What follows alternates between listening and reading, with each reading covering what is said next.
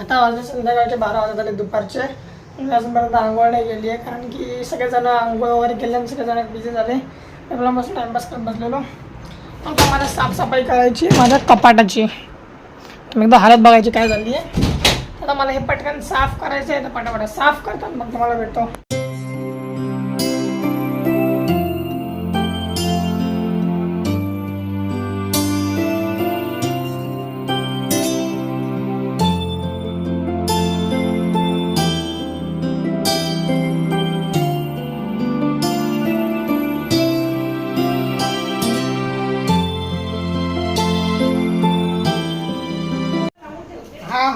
आता वाजले संध्याकाळचे 5:30 आणि आता हो आता आई काय करते, नाश्ता पण बनवायला सांगायचं आईला.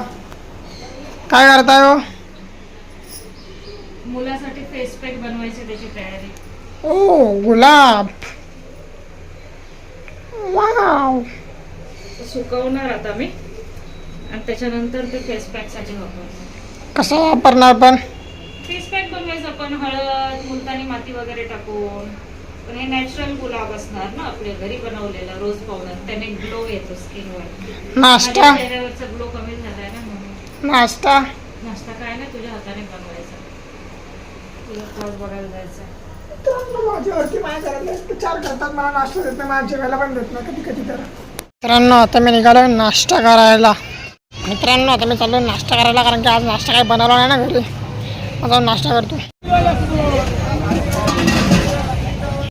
बाहेरचं आकाश पडलंय पिवळं आणि पाऊस आलाय जोरदार. मस्त जोरदार पाऊस आलाय बघा. खूप हवा वगैरे सुटली. तुम्हाला हवेचा आवाज असेल हे बघा बघा. खूप जोरात पाऊस पडतोय, खूप जोरात.